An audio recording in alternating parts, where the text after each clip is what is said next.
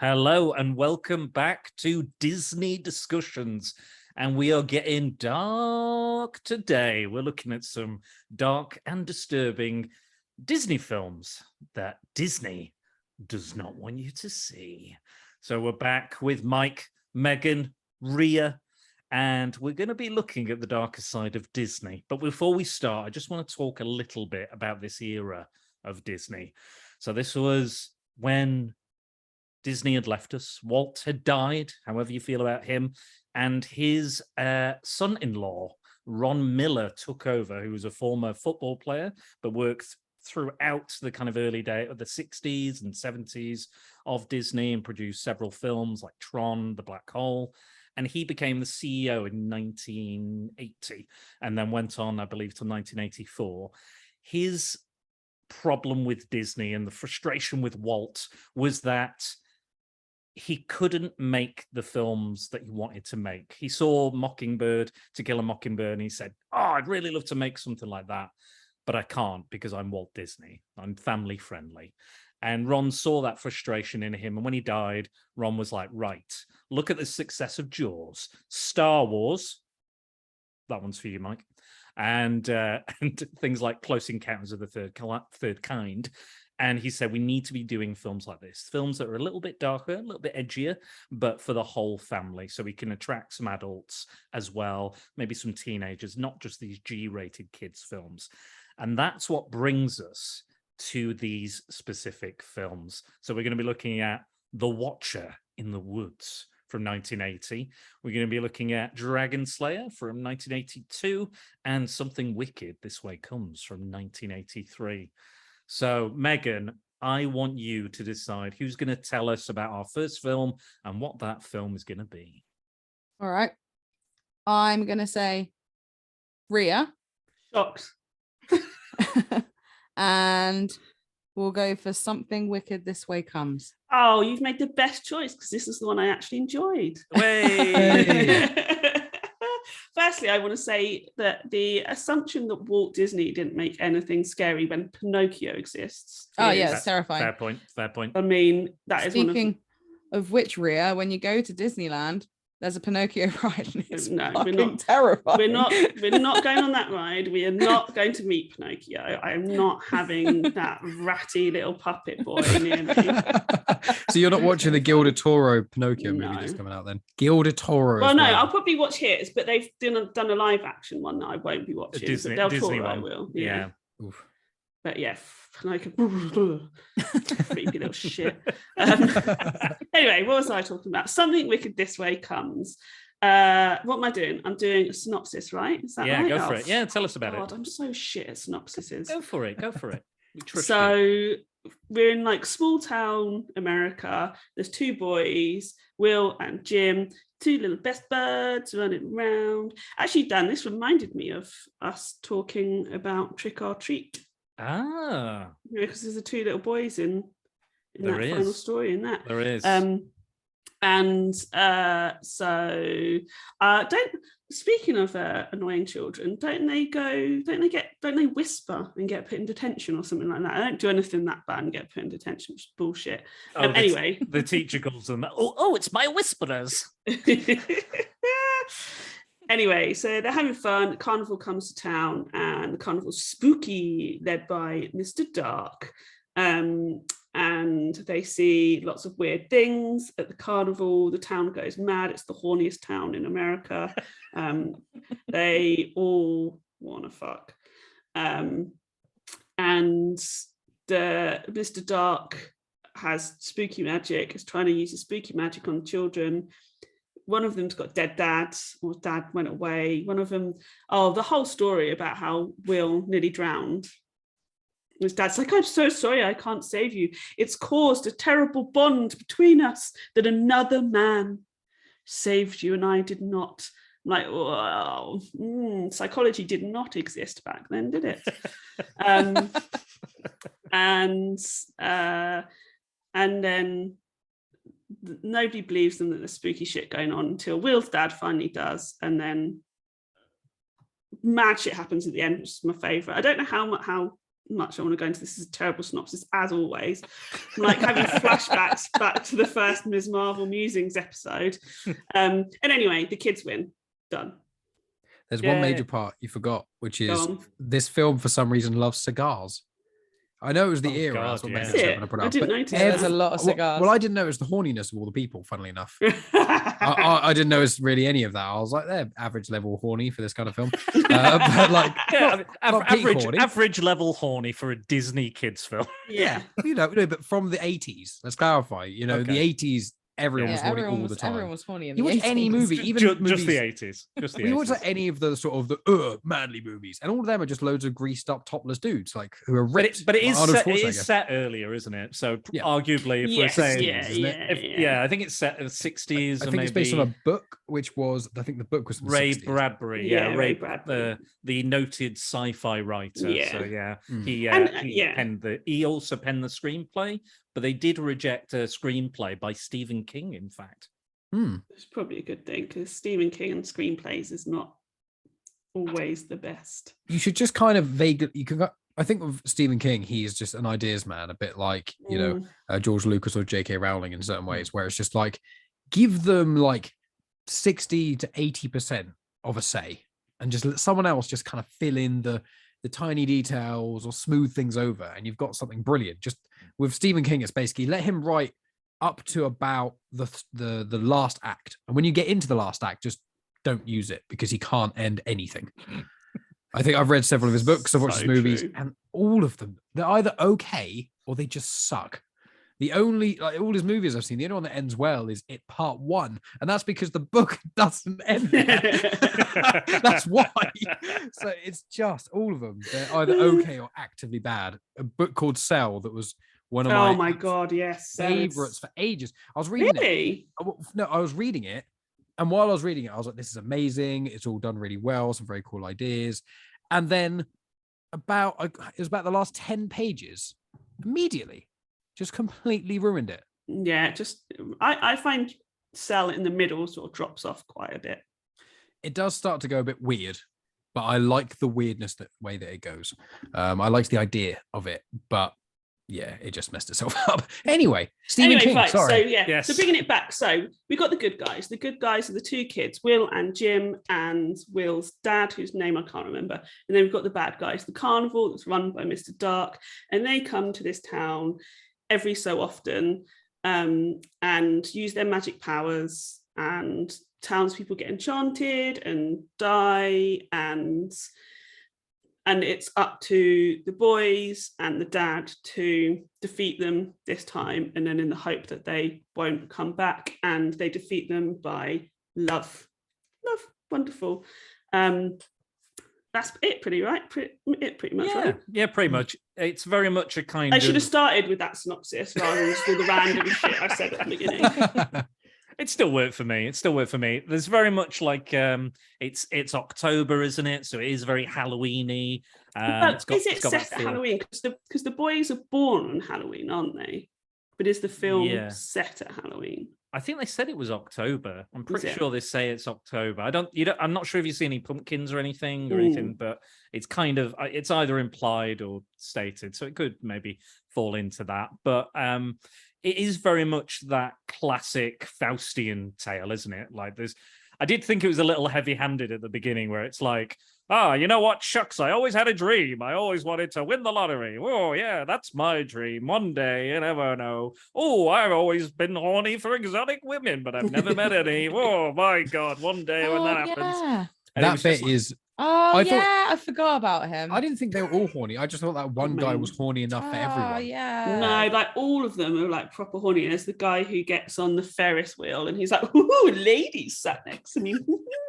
I just thought... And one of the mums is really like, ooh. To be fair, Ria. Sexy carnival men. To be fair, Ria, it is Pam Grier that sits next to him. So I thought it was quite entertaining that we watched this, and then Pam Grier isn't it? I was like, oh my God, because I just listened to she is a very famous individual who is from a lot of blaxploitation movies. She was an icon. She was a black woman who was an icon.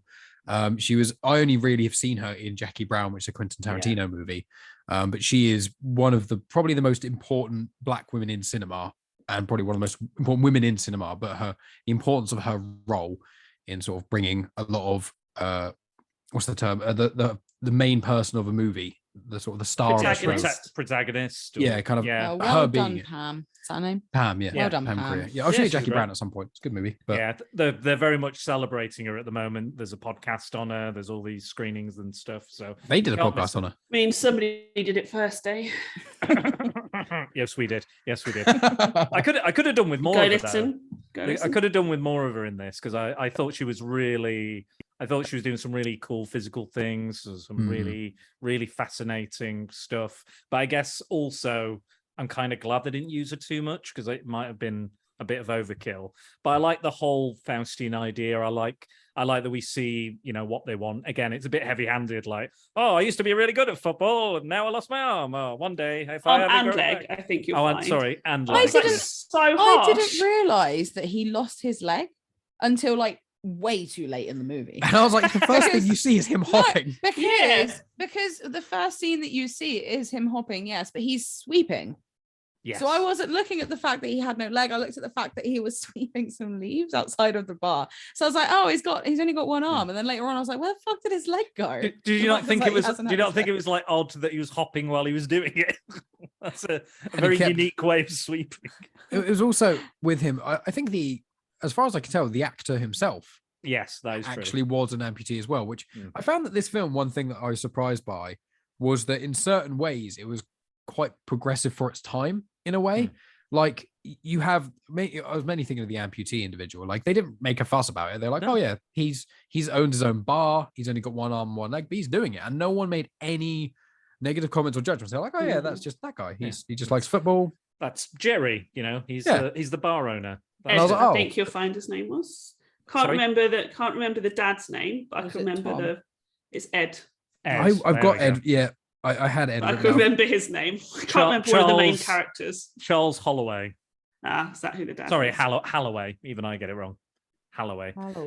Yeah, and then there's the kid's Jim Nightshade. Yeah, cool. Great name. Cool Great last name. Love last name. I think they play on that too much at the end though. It's like, oh, Jim Nightshade, what a good name. You can be Mr. Dark and Mr. Nightshade. Ooh, the Pandemonium Circus.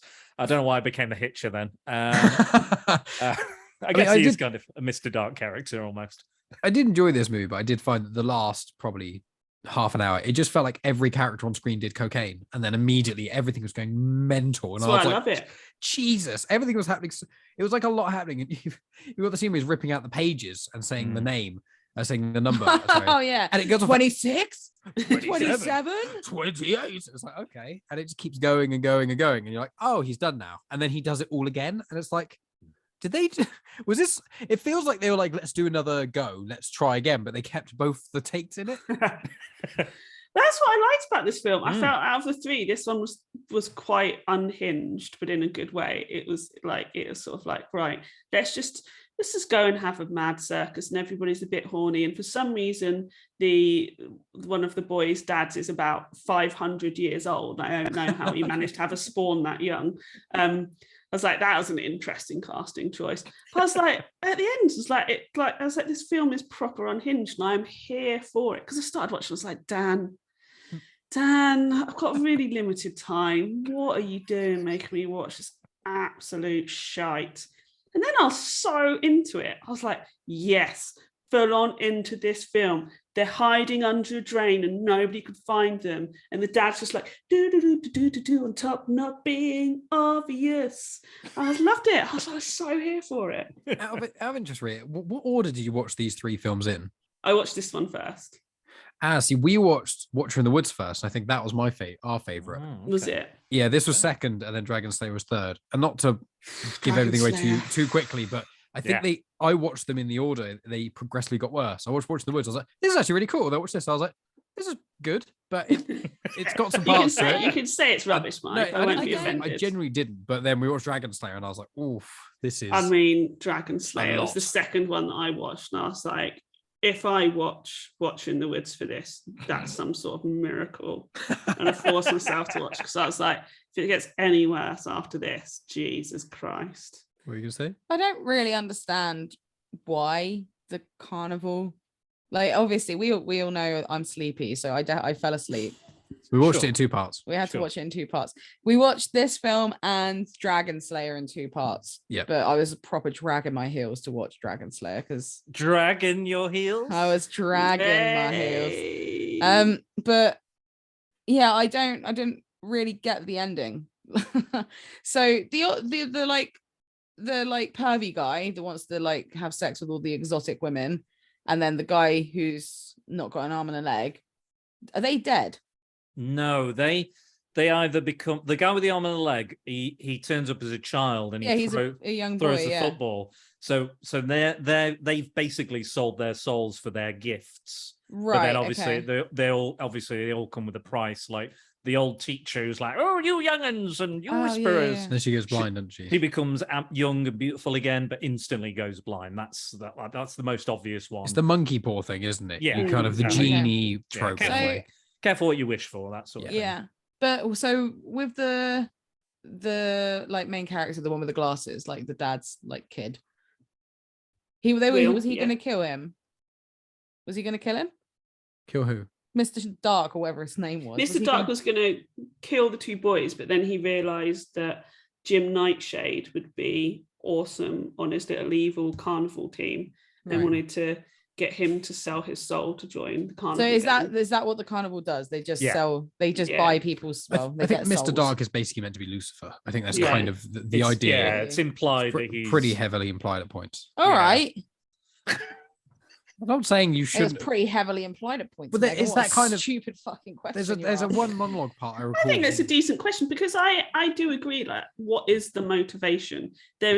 You're not ever said, nothing ever tells you, oh, they're trying to steal your souls because it keeps them forever young, for example, or that keeps them alive. Nobody ever says that at any point. So it's a perfectly valid question, because it's like, are they just agents of chaos? Or is there a valid reason why they're doing this? And this film does not provide any answers, because this Why film do just they come goes, back? a narrative? No, let's not bother with that. Let's just do these random bits. And why do they come back to this one specific town every however many years? Because isn't it and- like his granddad? Was it Yeah. his dad's diary, or his granddad's diary Yeah. that he like? He's like, Hmm. "Oh, they came. They were awful. People disappeared." And then all the kids that were there at the time who thought this was all awful completely fucking forgot about it. But I don't know if that's maybe saying something about like maybe the loss of innocence or something like that they don't remember it because of that, and it could be them bewitching them, or and again they also maybe it reminds them of their childhood seeing a carnival again. But that's the theme, isn't it? So the theme from the beginning is that there's no bond between Charles and Will, because Charles is so sad that Will nearly drowned and Charles couldn't save him, but Will got saved anyway. So maybe not be sad, it's fine. You don't have to be the hero all the time. Toxic masculinity, get in touch with your emotions. It's all right. But that's the whole thing. Like, Will's like, oh, Dad, you're all old and boring. You never play.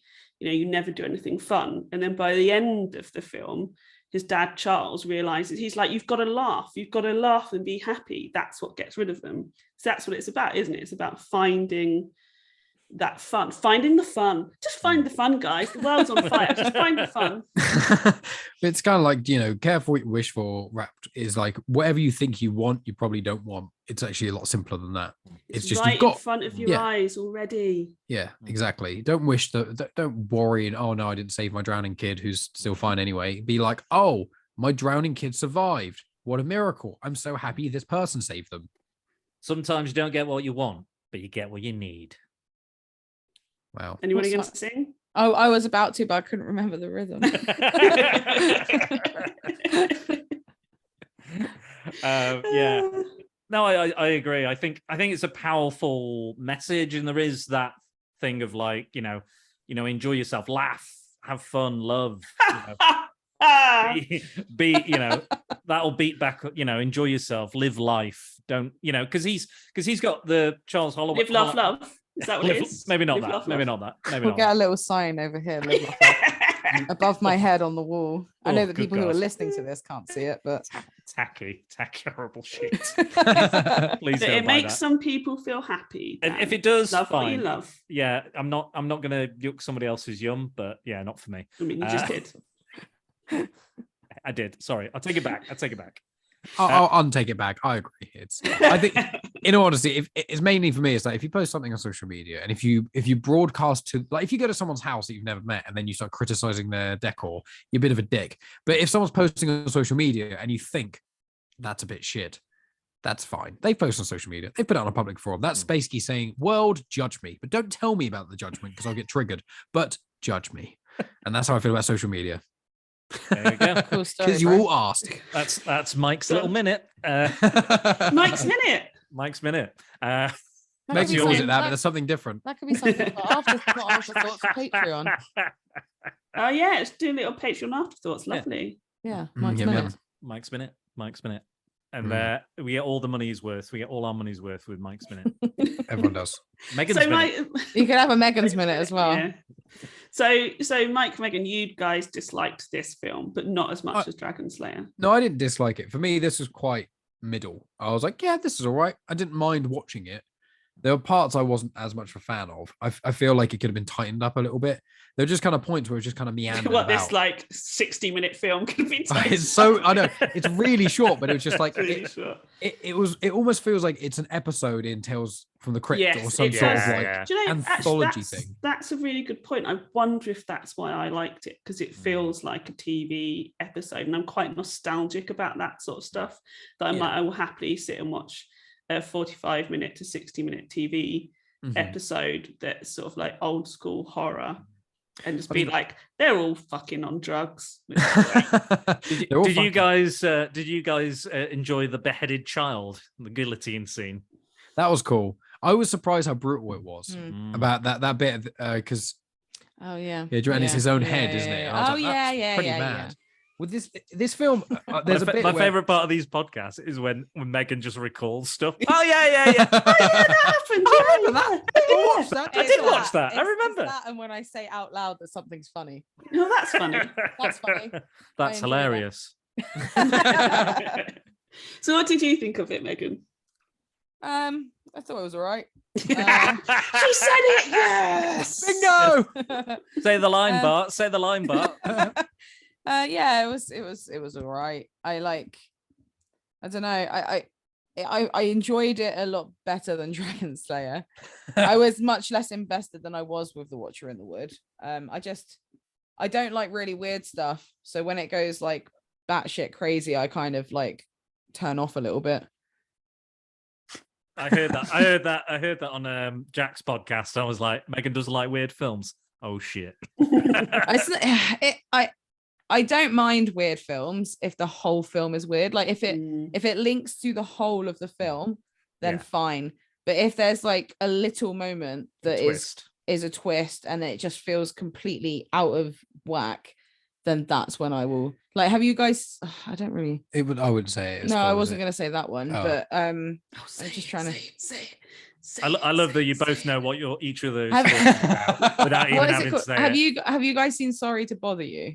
Yes, Oh, I think I know what that. it's an amazing. Yeah, so film. there's You would love Go it, Dan. watch it, You need it's to so watch it, good. Dan. Yeah. It's phenomenal. I So thought it was good. all right until one pivotal moment, and then after that, I was like, no. I was like, this is shit. I know No. what moment. Whereas know I exactly what moment loved you're it. talking I was about. enamored with it. I wanted to watch it constantly. I was in the cinema just like, the fuck is this? I think I was watching a YouTube video and they spoilt it, and I went, "That's what that film's about." You need to watch it, Dan, because you would really enjoy it. The Yeah. whole film is like very surreal. Like I like films that are surreal and weird, Yeah, no. and I don't like art housey films as much. But I've got quite a bit. I've got like Let the Right One In is a good art housey film. Sure. Under the Skin with Scarlett Johansson, that's too much. That's like a little bit too far. So it's kind of the sweet spot. And with weird films, I'm just like, if it starts off weird, I'm on board the whole way. And that's what Sorry to Bother You kind of does. But Megan's kind of like, first 15 minutes, you've got a threshold of how weird you can get. And once you hit the peak in that first 15 minutes, if you surpass that later on in the movie by more than like 10%, I'm checking out. It is a switch. And also, if Is that how she started the relationship with you? Yeah, the very weird threshold. Is he going to make it? You should No. ask Megan directly. She is in the room, so you can ask her directly. No, she's more like the frog in the cold water that you slowly turn to boiling. That was me and my weirdness of just the truth. Like, oh, he seems Why quite would you regular use and a weird. frog as an example? I mean, and also that thing wasn't real, but everybody talks about it. It's fine. No, I know, but it's something everyone knows, so it's easier than trying to. But you're just perpetuating a lie. But it's fine. It's fine. I mean, Megan's a in the metaphor. room. Maybe she could speak for herself. You know. I No. mean, we've learned Megan doesn't want to speak on these podcasts. I'm just that's here her drinking thing. my gin. Megan's like, you three chatterboxes, carry on. I don't care. I'm just here. I'm here for that. I'm here for the lols. The problem is that I fall asleep and it takes me so long to watch something and actually remember what's happened in it. Like when we eventually get onto Disney Pixar movies, then I'll be chatting away like there's no tomorrow, because Coco Okay. I've seen about 5,000 fucking times. Jesus. So I'll be fine then. But yeah, this film was all right. I wouldn't want to watch it again. Like, I would totally watch this again. I think I'd watch it again. I think I would. give it a Mike, would go. you watch it again? By my own volition, no. But if someone said, "Oh, I fancy there's a film I've been meaning to watch for a while, and something wicked this one comes," I'll be, "Oh, cool, I'll watch that with you." I'm one of those people that, especially now, but if we go sort of pre-Megan, when I had, I could watch loads of stuff. I would basically, if I was by myself, I would only watch new stuff or stuff I loved, and then if there was something that was quite good or okay, I'd then watch it with someone else. Usually that's kind of how I would. So I've seen certain movies like 10 times, but I've watched them just with a different person loads. So this one's kind of like, if I knew someone who likes these kind of movies, I'm like, yeah, let's go for it. I'm happy to. But if you told me you're never going to see this film again, I'd be like, all right. Not really missing it. If like the Prince Charles Cinema did this as like a retrospective night where you all get to go and quote along and shout and have fun, I'd definitely go and watch it at that. Yeah, if some mates of mine, if people were nearby, if any of my friends said, "Hey, do you want to go to the cinema and do you want to go watch this film?" I'd be like, "Well, I've seen it, but I'm happy to watch it again." Yeah, sure, whatever. But you wouldn't. No. I'm busy Fair that night. Speaking of watching them, they are. When I said that the Disney does not want you to see these films, there's a reason. They're not currently on Disney Plus here in the UK. I'm not sure about America. However, they are all on YouTube currently. So if you do want to see them, go watch them now. You can watch kids be attacked by tarantulas. It was my favorite. I love that. There were so many tarantulas. Yeah, There was like that That was awful. Yeah. See, I quite like tarantulas, so I was like, that's a lot of like mainly I under wasn't the bed. scared of it. But Mainly when he lifted the quilt up and there was spiders in his bed. I was like, I love that he just gets in the bed. He's like, I'm getting back into bed. This is enough for me. a lot of spiders. yeah, there were a lot of spiders. But I tell you what. Oh, sorry. One thing I really liked about this film actually was the special effects were brilliant. Like when they were on the carousel, and the first guy you see go on it and he becomes younger, the way they did that, and it's like this film was obviously made in the 80s, and you're like, this actually is quite passable now. Like they did it so cleverly. And when the guy died, that was I just amazing. remembered that. I just Slowly it's like he kind of almost spins around, it blurs a bit, and every few frames it's almost like the American Werewolf in London, where you just add a bit of makeup on every few frames or so. It's very, very well done. I was just like, if you release this today, the only criticism would be it's a bit blurry when that happens. But I thought it worked well because you could just go, well, that's how the kids were experiencing it. and also it's meant to be going around fast and fast, isn't it? It's a carousel. Yeah, and it's like a supernatural carousel, so it's going even faster. So I thought the effects especially were really good. I think it's just the first 15 minutes they just kind of toddled about for no reason. There was just not until because the carnival doesn't actually show up properly and actually make camp really for the first 20 minutes or so. It's when they go into that cabin, that's when it all starts to go. I will say about all these films as well, they all had a troubled production history. They're all big box office flops, and they all had a lot of changes after they were finished filming. So after principal photography, but they all have become like these cult classics because they were so dark and they took so many chances. So that's why I kind of wanted to look at them just to see whether there was some kind of merit in them. But yeah, definitely. I that's exactly what I was going to say, Mike. I was going to bring up the special effects, but you hit the nail on the head. I thought they were really, really good. Again, it's it's a bit slow moving. I think it takes a while to get going, but I agree with Rhea. I actually quite enjoyed this. I think I stuck it on after we did our trick or treat, actually, which was, I think, was a good shout, because it kind of, like we said, it kind of which that podcast is yet to come out, but you'll enjoy it when it does, because it's just sorry, Dad, have you seen these 3 films before?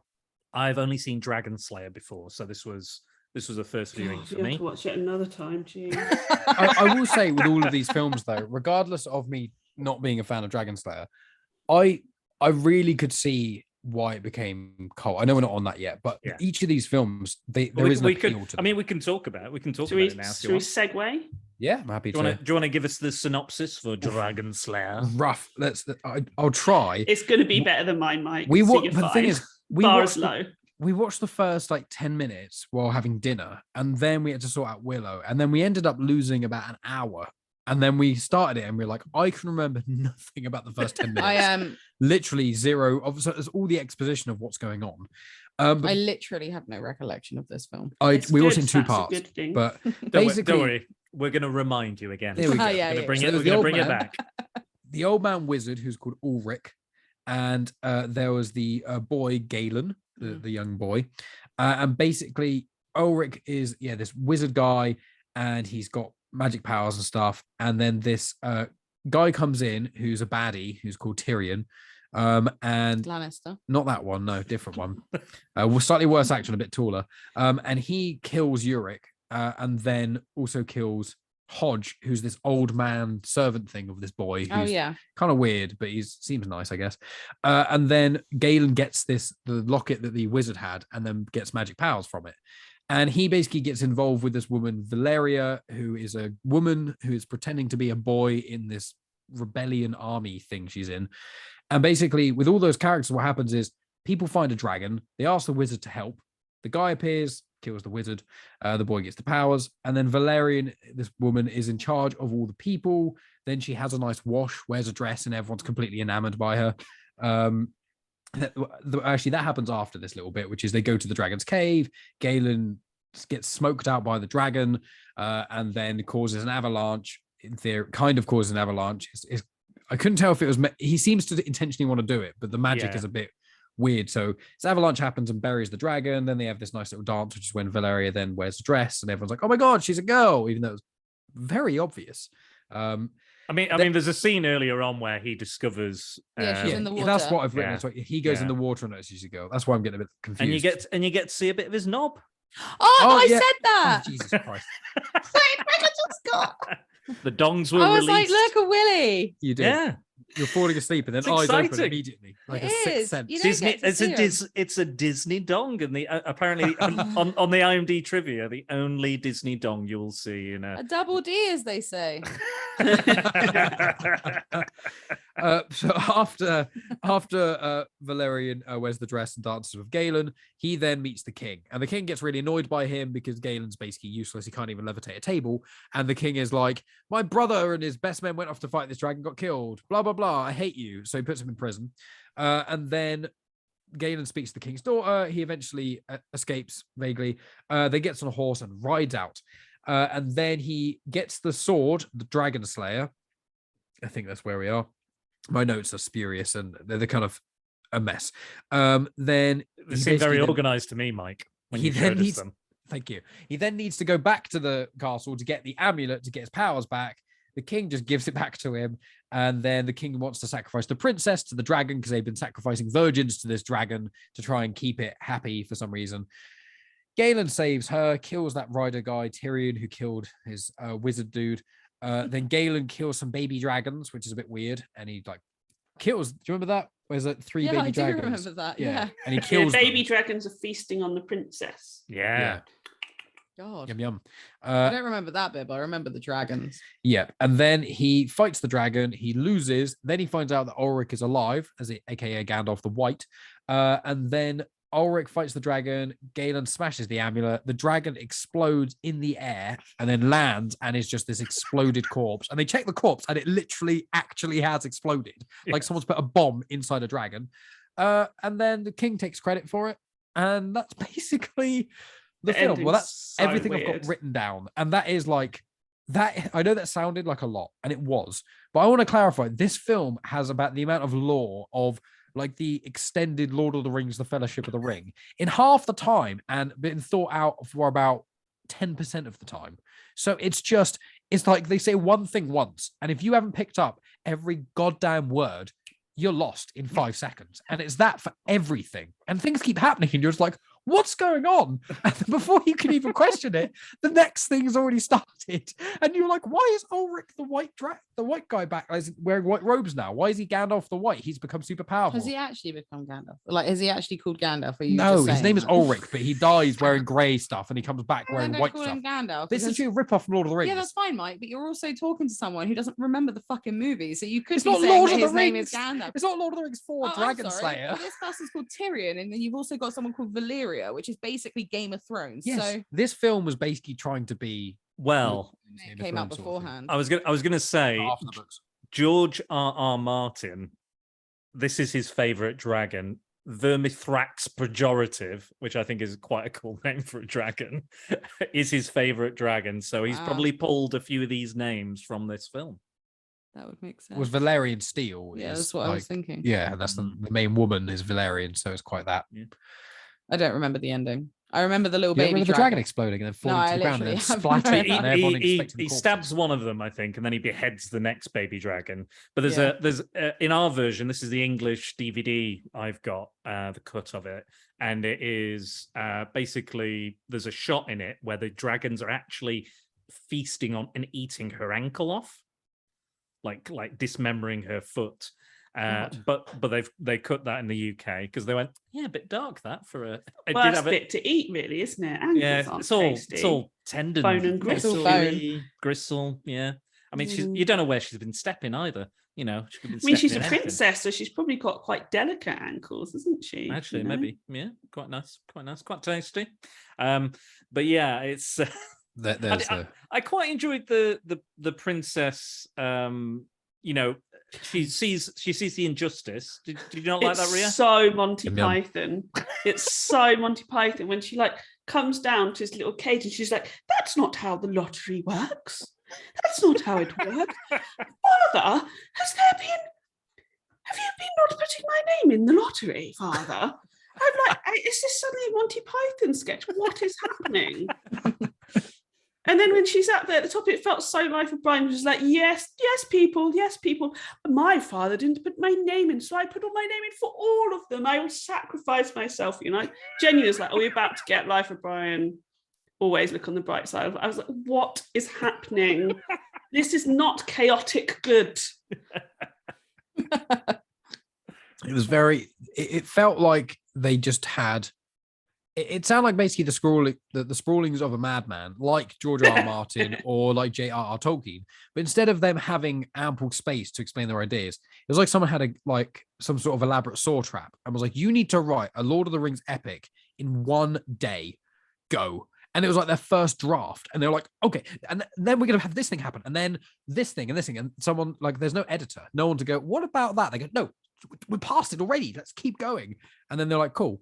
That's the story. Let's roll with it." And they're like, "We don't want to iron out these bits or take off these random pieces that don't go anywhere. No, we need every moment." There's the bit with Ian McDermott, your favorite, is in this. Good old Palps. Yeah, Palps is in it. Palps is in it, and he gets horribly burnt again. Yeah. I thought that. And he's in a robe. He's also in a robe, so it's He does say power at one point as well, which I quite liked. Because he's obviously famous for the unlimited power. And I said that he likes to get destroyed by the elements. Oh, good. Lightning, Fair air point. from falling down the Death Star chute and stuff. Yeah, it's all good. He loves it.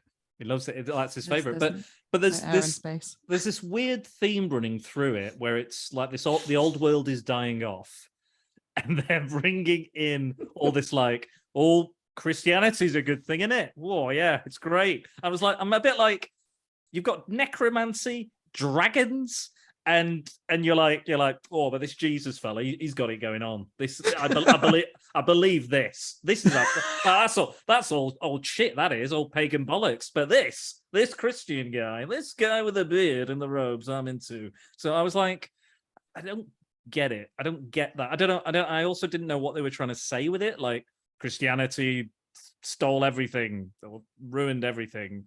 You know, I can see what he means in a way, but I'm not sure how he's trying to tell it in that respect. It's weird. There were with the whole thing with him where he was like trying to basically say, look, we don't believe in the dragon. So, but you see all the chaos around you. We don't believe in the dragon. It definitely didn't happen. No, our Lord would say no. It's like, okay, right. You could use it to help whatever you're saying, but whatever, that's fine. And he's like, I'm going to prove it to you. Let's all go do like a sermon on the grave of this not dragon. And then the dragon emerges and burns him. And you're like, this is just... So what a waste of time this is. So what am I achieving? I'm just watching this guy who we've only met once before for about 8 seconds. And we go, he's a religious man. Helps. Yeah. He's a religious man. What does he do? He is religious. Okay. And what's his story arc? He's religious and then he gets burnt by a dragon. And well, then you get to see the dragon murder someone. You're like, oh, you get He's dying for his sins, Mike. You get to watch a Palp's body double on fire flailing. It's like, okay. I mean, I have no idea what anybody's talking about because Megan just brilliantly went, there's no air in space. And nobody acknowledged it. It's the best thing that's happened in all of these podcasts. Literally missed well, it. I mean, and I don't know what anybody has said since she did that. The thing is, you saying there's no space. air in space with the Death Star bit. In the Death Star, it was Oh, pressurized Mike, with come the on, atmosphere. get a grip. How did Luke breathe in the Emperor's throne room if there was no air? How would Luke breathe? Oh, How would any of them shut breathe? up. Silly goose. There is- Technically. Correct. Is it true or is it not true? There is no air in space. But we were There's talking no about air in Palpatine. space. Did he die I in said- space? There's no Did air in Palps- space. Did It Palps doesn't die in matter. space? I'm right, you're wrong. Get up. I don't know what the canon is for that, Mike. So I don't know what ends. I mean, we know he comes back, so I'm guessing he doesn't necessarily. Somehow. Yeah, exactly. Somehow he returns. Somehow. There's too much air Also, in space. speaking of characters returning, they make Ulrich out to be this grand wizard, powerful wizard. He's teaching this young apprentice, and the best thing he can do is fucking kill himself twice. That's his best trick, is just dying. Well, he's It's gonna so come. obvious as well, so because like I've seen how I die, and then he dies, and there's like the magic pouch of his ashes. It's like, well, clearly he's coming back, right? He's gonna like rise from the ashes. It's like I've seen enough of this shit to know where this is going. I didn't see that coming, but I was Really? so disinterested by Ulrich. He just came on screen and I was like, this is like a really shit old dude mentor person. Oh, and he's dead immediately. I was like, okay, that's... He's basically just the obstacle to get Galen, because Galen's like, I want to do Galen was stuff. never going to be the hero. He's such a wet blanket. He is all the worst qualities of Luke Skywalker.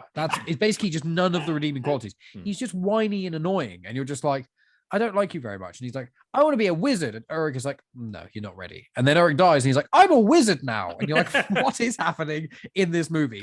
And you're like, you were is he saying actually- like. You were Is he saying actually- like he's mourning. He's like, I'm not powerful. I don't know what I'm going to do in my life. And then this little amulet keeps glowing. And then literally the second the amulet's glowing, he's like, ha, I'm a hero now. I'll be able to do everything. I am. So much. And the most we see is him levitating a fucking egg.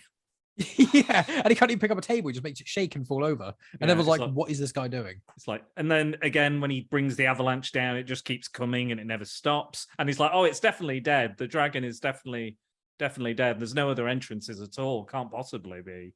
And then it's like, no, you're shit. You haven't killed it. He gets the weapon, the Dragonslayer. And I was like, oh my God, they said the thing. And then it's like, it's a fairly cool looking sword. And that's about it. Yeah. What else? I mean, Mike, it's a spear, first of all. Technically. Well, it's like a pike, isn't Get it? it right. Get it Come right, on, Mike. It's kind of like a Come on. pike, I thought. Get it right. There is air in space. In space, you will always hear Mike correct you. If a Mike corrects you in the forest and no one's around, Does it? Can you actually hear it? Does Is Mike, it valid? does Mike even exist? I can't remember what I was saying, but yeah, I quite like Talking about the Dragonslayer, the Dragonslayer pike spear. pike spear thing, Naginata, whatever you want to call it. And I quite like the dragon scales being used as a shield. I thought that was kind of cool. That was a we good didn't idea. get to see like Valerian, so she like dresses up as a boy to not be picked for the lottery. Great plan. And then she becomes the leader of like this ragtag bunch of villagers. Awesome. So she's clearly like strong and tough. She doesn't get any action though, does it? The first moment is like, let's put in a white floaty dress and make her in love with Galen, who's the most, honestly, he's so beige. He is Riley from Buffy, right? He is. So why is she in love with him? And then she goes to be badass and make him like this cool dragon scale shield. Why don't I get to see any of that? Why didn't she get the shield? Why doesn't she get to Dragonslayer? She goes with him, doesn't she? She Yeah, says, but she still doesn't really do anything. Yeah, Yeah, she does. Yeah. She wears a dress. I mean, really, what else do you What else want? do you want The from her? woman wore a dress when you thought she was a boy. That's No, what we want. but she makes this speech. She does make this speech about, I've been a boy and I've fought and I've done this, so I can still do this. And then she goes and he's like, no, I'm going down on my own in a bit. She's Like, like, why? oh, okay. She's clearly shown she's badass. She made a shield out of dragon scales. Like, dude, have some backup. You're useless. You know what would have been more fun? When he went and fought the dragon and lost, it would have been more fun if he went for the dragon, lost, and got killed, and then she took over and beat the dragon. Ooh, I That'd like have been that. so much more interesting. Yeah, Because it would have been Galen is this little douchebag who thinks he's all that when he's not, because he's just got this magic pendant.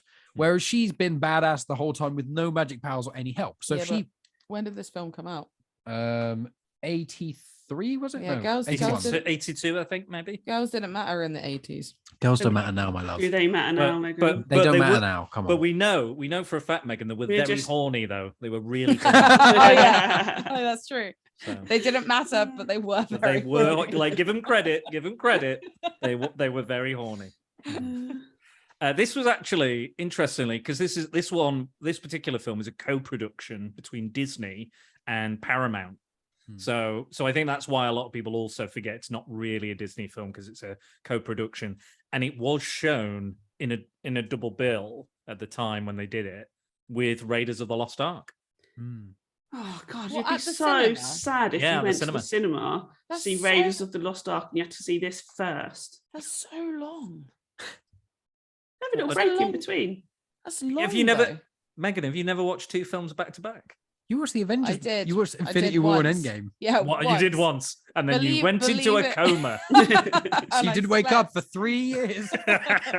Believe it or not, we watched Infinity War, and I think what time did it? It was finish? during lockdown. Let's be fair. Lockdown Yeah, isn't real I had time. more energy during lockdown, but we watched Infinity War. Oh no, and- wait, she just asked you randomly. It was about 6 or 7 p.m. and Meg Yeah. was like, "Should we watch Infinity War?" And I was like, "You want to start a 2.5-hour movie at 7 o'clock?" Okay, so we watched it and then went to the loo, whatever, had some food and stuff, and then it was like 10ish by the time, and I Meg was was like, like, let's watch the next one. and I was like, "You want to watch Endgame now?" At like quarter past 3-hour 10. film. It's like 3 hours And I long. stayed awake for Was- the whole thing. Was that Megan a scroll or something?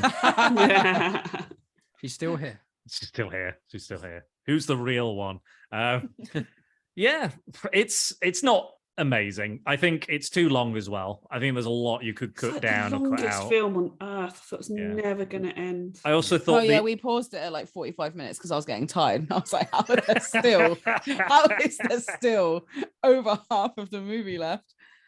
thought the ending was really hokey as well and really schmaltzy. It was just like, oh, we're happy now, and oh, gee, I'd love a horse. Oh, magic's not dead. I've still got some powers. I can manifest horses. Bring them back screaming from the Like, void. again, That's my daughter's dream.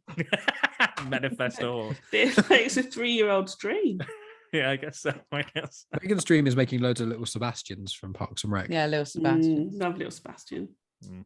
Yeah, I Rest didn't in like. peace. I will say this about the film: the best thing is the fucking dragon.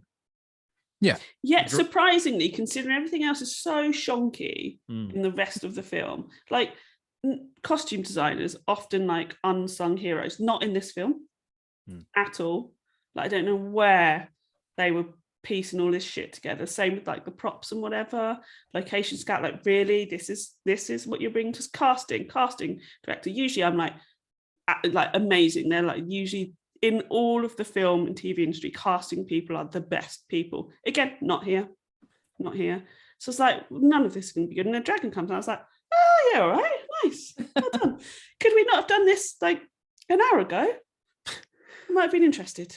I liked how with the dragon, when they first showed it, you didn't get to see it all at once. I really liked that. It brought up the tension, and it was like, oh, here's this big thing, and you just saw bits and pieces of it. And then when you actually do see it, it does actually look quite like a dragon. Like, I think we said that with all three of these movies, it was in the era where they were just starting to really use special effects a lot more. And it was at that point where it was like, there's a lot of movies made in especially the late 80s and early 90s. I mean, even, I was going to say, Megan's going to get mad at me, the prequels, Star Wars, you get a lot of things where they have special effects and they try and do stuff they can't really achieve. And then it ruins the film because I think Megan just fell asleep.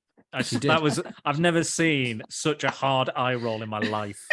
I felt it literally. It's like an impact, like someone slapping me in the back of the head. But it's one of those things. But when you get physical effects, if you can make a dragon look real in the 80s, the dragon still looks real in 2020. Like, that's the beauty of when they have real special effects, is that if you can make it look real enough, it will always look that kind of real.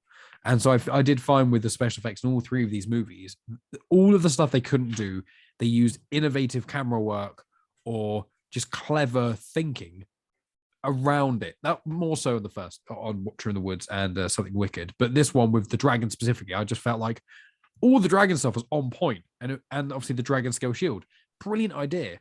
This film feels like a film which was a really cool idea, but was never flushed out at all, and it was just the first draft. That's what it feels like to me. You said that on the last film as well. They're both. But you could be right. You could be right though, because there's all of these production issues, all of the writing and stuff. I don't know if Ron Miller was actively changing things, or it wasn't dark enough, or it wasn't quite right. There was problems during and post on all of these films all the way through. So the fact that we even got films out of it that hold our attention, have a narrative, is it's a miracle sometimes that we even get films, to be honest. But yeah, holds our attention and has a narrative. Okay, maybe not. But it's a lightning in a bottle to get a film made. Let's be honest. That's true. That's very true. Let's be honest. So even if it's a bit shit, fair play to even getting it that far. Well, I think with this film, this film was basically trying to reach. If this film had been done right, this would have been the new Lord of the Rings, the new Star Wars. This would have been the thing that by now we'd have the 3 Dragonslayer movies in the 80s, and then you'd have either one of two things that happen. They'd made a million of them and they'd all be horrendous and no one would talk about it again, like a lot of horror films. Or they would do the thing where they release 3, that's brilliant, let's do a few bits in the background, comics, maybe a couple of books or whatever, the lore of it all. And then in a couple of decades, make a new batch of them, reboot and stuff. And that kind of the universe stuff that's happening at the moment and happened a bit in the early 2000s of just bringing old stuff back. That's what we could have had. And I feel like this had so much lore, so surprisingly. All the lore stuff was quite interesting, but they never really spoke about it. It was like, oh, what's magic all about? No, don't worry about that. What are dragons? Are they, do we know much about them? And you get like a minute or two of exposition about dragons right at the start, I think. And then it never really gets mentioned. And then you're just a bit like, there's so much cool lore here. And you've got the ideas and you've got kind of some of the puzzle pieces of what could make and the next Star Wars, the next Game of Thrones, the next Lord of the Rings, but they just missed the mark. And then you just get this exposition dump of stuff you just don't give a flying fuck about. So it's just like someone talking at you about their D&D campaign, but you've never played D&D. You've never played Dungeons and Dragons. So you're getting someone trying to explain this to you and you're like, I don't know what you're saying. I lost what you're talking about 45 minutes ago. But every now and then you say a word that I vaguely recognize and I'm kind of understanding for 2 minutes and then it kind of disappears again. So Megan, any thoughts on Dragonslayer? New favorite movie? I'm not even gonna say it was all right. It was bad. I didn't like was it. really Wow. I mean, like, I really didn't want to watch the second half. It almost begged me to not watch the second Yeah, half, I but I was was like, like- we literally had it was like 50 and then I minutes fell now. asleep anyway. So I don't. That did happen. I There you wasn't go. a fan of this It's all right. one. Fair enough. Fair enough. I It was appreciate Who's your that. least favorite? I appreciate your honesty. You know, it's you know, I saw it a while ago. It was fine. I remember it's been okay-ish. But yeah, should we move on to our final film? Yes, but I want to ask you, Dan, with Something Wicked and Dragonslayer, what did you think of both of them? Like, you like Something Wicked, but with Dragonslayer, Yeah. With Dragonslayer, I think again, everything to do with the dragon is great. I think all the effects, the shots, everything that is focused on the dragon is great. All the other stuff, I did quite like the king because he was I just fucking hated him. And so fucking much. I was like, you're a smarmy, punchable twat, and you need to die. And the fact that he kind of comes in after the dragon has died, sticks a sword in, and's like, "Look, I killed it. It was me." And everyone's like, "No, we like Jesus now. See you later, mate." That is the best bit, like classic mediocre man coming in Yeah. and taking over and getting all the kudos. Absolutely best bit. Doesn't look that broken up about his daughter either. No. Not bothered. So those are the two key things I like. I know Peter McNichol, who plays Galen, does not include this in his career. In his I mean, that really filmography. makes me like him. I think I really like Peter McNichol as an actor anyway, but yeah, this is not his best work, and I think he's admitting that by not including it in his filmography. But yeah, it's fine. It's like, I think fantasy films are either really good or just meh. I think it's very rare that you get a really, really good fantasy film. Like I think you'll get a good like urban fantasy film, like a Never-Ending Story or something like that. But I think full all-out fantasy is really hard to do. You'll get a Conan the Barbarian, but you get a million shit versions of it, and then you'll get a Lord of the Rings, and then you'll get a million shit versions of it, and you'll get a Game of Thrones, but you'll get a million shit versions of that. So I think they very rarely come out and about. I mean, at the moment we've got two kind of fantasy TV shows that have just come out, big numbers, and people are watching and stuff. So that's cool to see, and I hope they stay around, and hopefully they are good. But yeah, I think it's a really hard genre to capture, because I think as well people are like, magic, I don't know the rules, how do the magic work? And I think that's one of the big things you have to get over as well. It's the world building, the setting up, and the setting of those rules can be really difficult. And like you said, Mike, there's all this lore and they don't do anything with it. They're just like, but the dragon, there's a dragon. And it's like, oh, there's no more dragons left. They used to, flock the skies and kill everything. But now they're just mean and old. I did actually get a lot of Aliens vibes actually from when they go down, Galen goes down into the cave of the flaming fire, and then when Vermithrax pejorative comes up and she sees the dead babies, I got a very Queen Alien Mother vibe. I don't know if anybody else did. I didn't, but now that you're saying amazing, and I don't want to compare the two. Ever. Fair enough. I mean, I know what you mean. There's a little link there, but yeah, I again, it's a really good animatronic, and the special effects are good. But yeah, it's not perfect by any stretch of the imagination. But yeah, no, I've enjoyed watching all of these movies in some way. Like I wouldn't say they're objectively awful, all of them. They're not boring. I know Rhea really hates Dragonslayer, but Rhea, do you remember the Disney sequels we did? Can we remember those? In comparison, that was.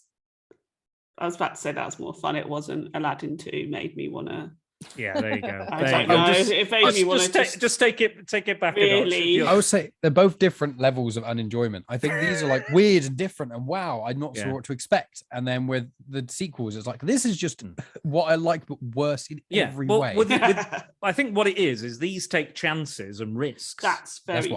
I appreciate that. I'd rather a film be risky rather than just be safe. Exactly, because they've just gone with the sequels. They've just gone more of that same shit, but worse. It's just, they're like, it's tried, it's stayed, it's been done. It's the same shit over and over again. And that's why I wanted to bring these to the table, because I thought it would be something different and interesting at the very least. If they're shit, they're shit. I didn't watch. This is the first time I watched 2 of them, so yeah, it's been an education for me. And I don't remember. Wasn't that fond on Dragonslayer when I watched it the first time, but I thought it's within this kind of bunch, and it kind of works with what we're talking about. So I thought throw that in as well. Just throw it in. I'm happy I watched all these films, even though I'd only really rewatch Watcher in the Woods. Yeah. It's good to get out of your comfort zone, every now and again, Yeah. Otherwise I'd just be doing horror films all day, every week, which would be fun. But it's great. But yeah, but exactly. Next time we're going back into our nice little safety blanket. We are. But we're not quite there yet, because we've got another third of this to go. No. So much like Mike, a creepy fella, a watcher in the woods.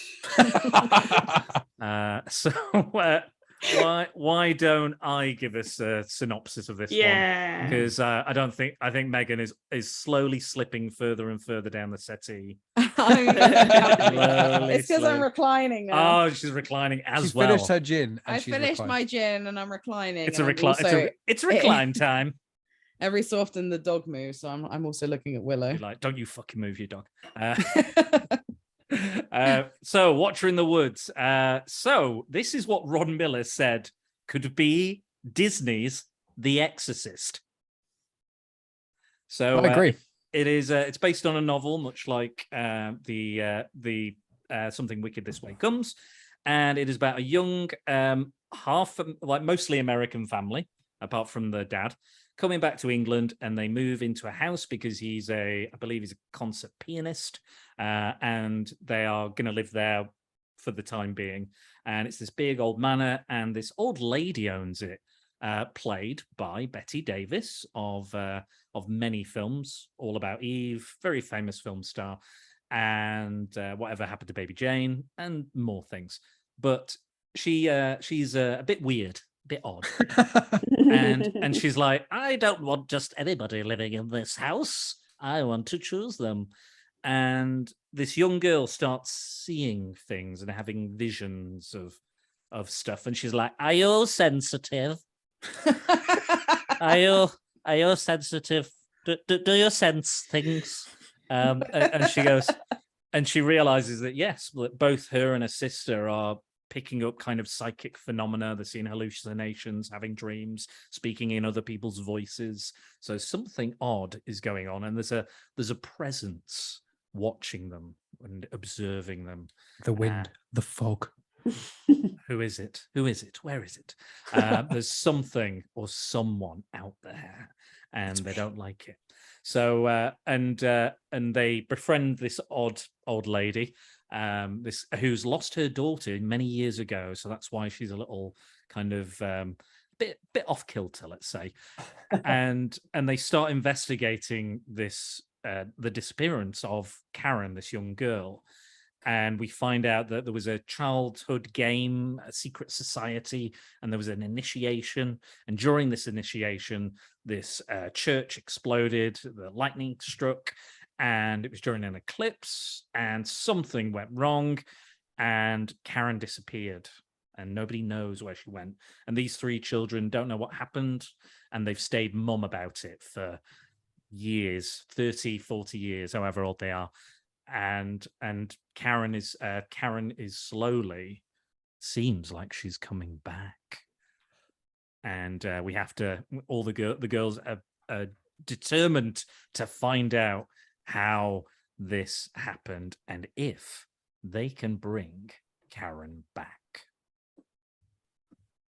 So that's the Watcher in the Woods. I won't spoil the ending because that's how you do a synopsis. There you go, nailed it. Synopsis, Dan. Synopsis. Yeah. What I do best. I mean, and spoilers. Yeah, it is spoilers. It's spoiler Dan. He got in trouble recently in Discord. I know Tonya gave you a bit of shit for it on the She-Hulk episode, which I thoroughly enjoyed. Well, I mean, wait till the last one. Have you listened to this one? I listened, with Neil. Neil spoiled a bit for her. Yes. Whenever something gets spoiled for Tonya, she's going to hate me for saying this.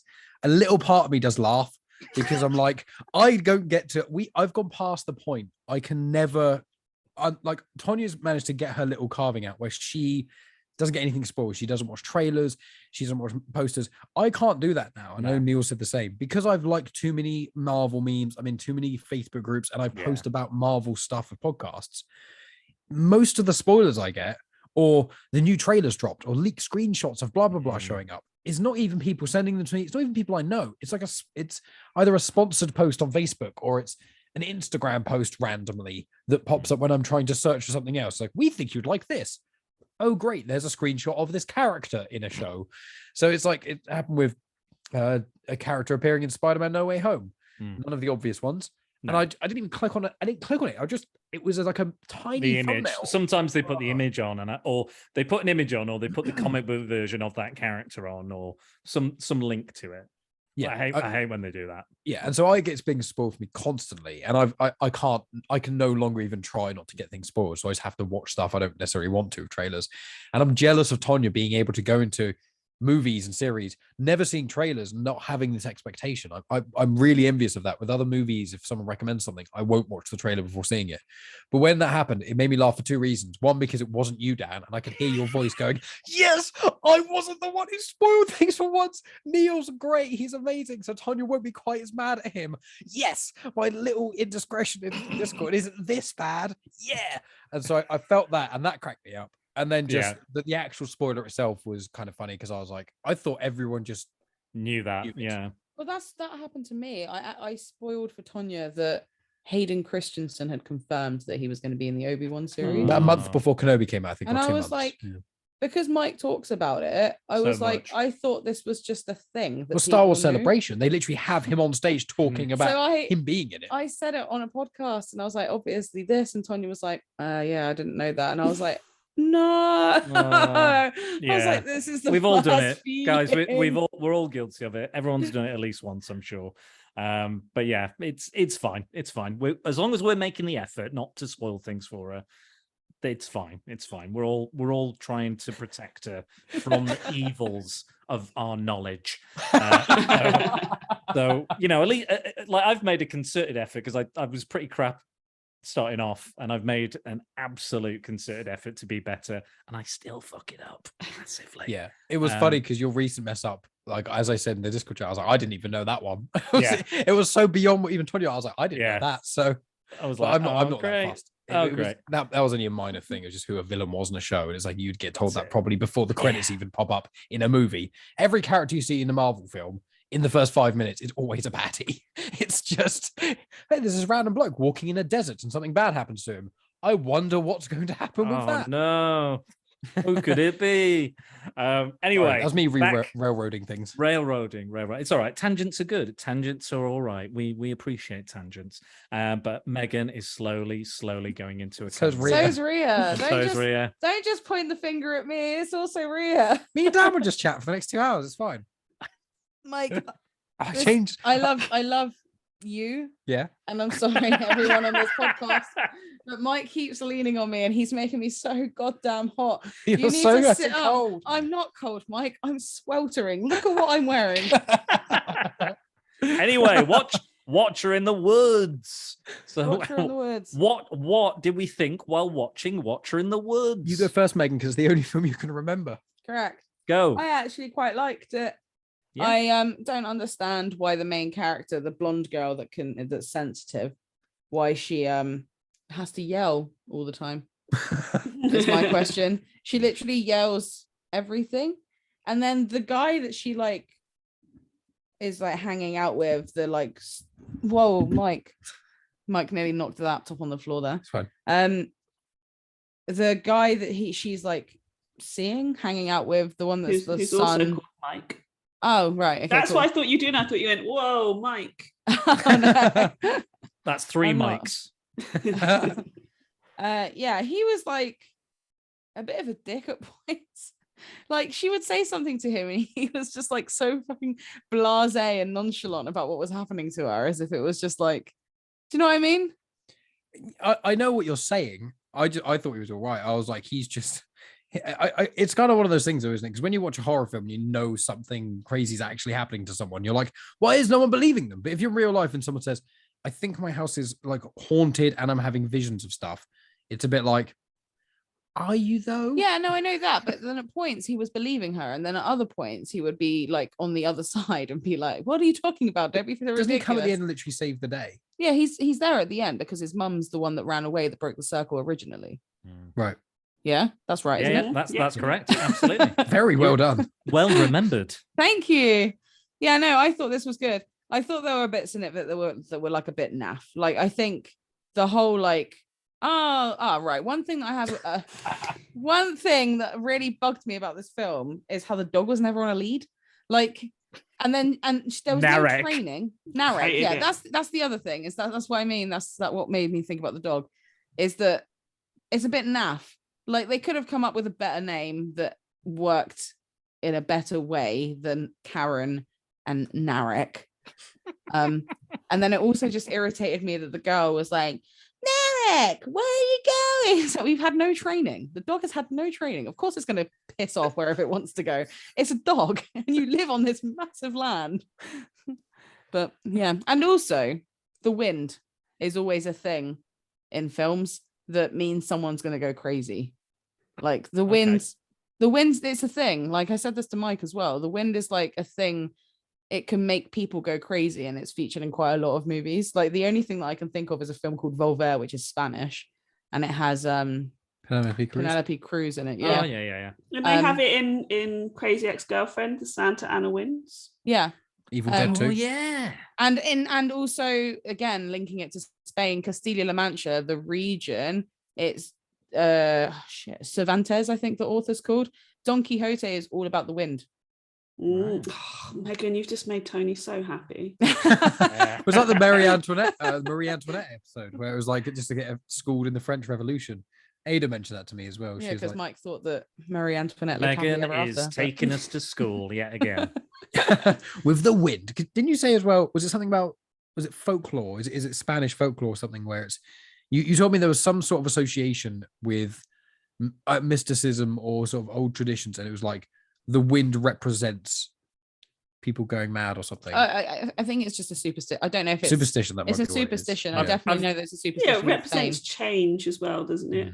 I've definitely made people go mad with my wind. Hey. Definitely, that's happened a lot of times. But carry on, Megan. What else? What were you saying? I don't know. I think I enjoyed this film. I just thought bits were a bit naff, and like there were lots of bits that were kind of predictable, really. So like I was like, well, obviously that's going to happen. I know that that's going to happen, but yeah. And I also just think like even the naffness, all of it is a bit naff. Like even the ending is naff. Like the whole reason as to how she like whatever happened to her in itself is also just a bit naff. So I find with this film, none of it is ever like a 10 out of 10.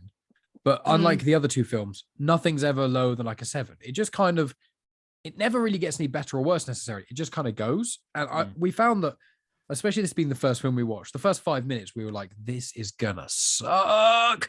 And then it actually gets going. You're like, this is actually quite cool. And I think that you could tell there wasn't necessarily much of a budget, but they did something very clever with it where all the horror stuff they did and anything that was creepy was all, left to your own imagination to some degree. We get the visions and the wind and all that sort of stuff. And I was like, this is just, it felt to me like a really well-made independent horror film.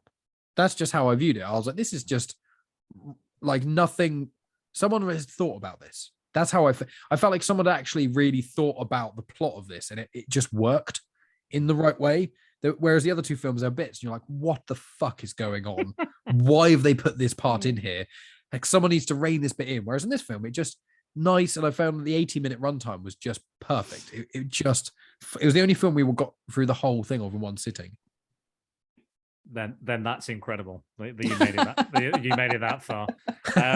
Again, there's a scene at a carnival with a hall of mirrors as well from Something Wicked. So there's a I love the similarity cinematography of it, because I was like, the way they do that and the fact that you don't see the camera, maybe you can in a shot or something, but I did try and look and I was like, I couldn't see it. And I was like, that's hard to do.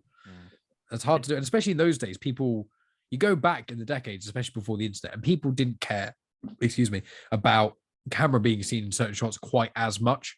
People, big filmmakers try to avoid it. When you get some of the lower films, you do get the glimpse every now and then.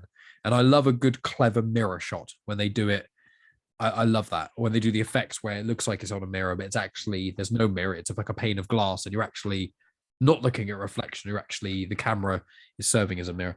I'm rambling. I'm sorry. It's nothing to do with this film. I just like mirror stuff in movies because it's so hard to do, because I've done it when making music videos, and it's a pain in the ass. Yeah, absolutely. Well, they hired the director of Legend of Hell House, so it's a genuine kind of horror director who's directing this, so he knows what he's doing. Speaking of the ending, that was the main issue with the film. They changed it. In the end, there was this alien-like creature, this insect would come, and it grabbed, I can't remember the main character's name, but grabs her and takes her to an alien planet. They meet Karen, they free Karen, and then they bring her back. This alien creature brings them both back. That's in the alternate ending. That's not the actual ending to the film. Yeah, I wouldn't have liked that. That's the kind of thing that would make me go, nope, don't like it. That's too weird for Megan. Yeah, that's too weird. I kind of agree. There was an ending that we're not able to see, which was kind of somewhere between what that was, because the mum actually turns up in that ending and is like, where is my daughter? Where is my daughter? What have you done? You know, because there's all this stuff saying that, oh, what happened to you happened to my daughter, and it'll happen to you. And they kind of mix that. And then they go with the ending where it's like the little girl, who is actually the little girl from the original Halloween film. That's the same girl. Oh, that's cool.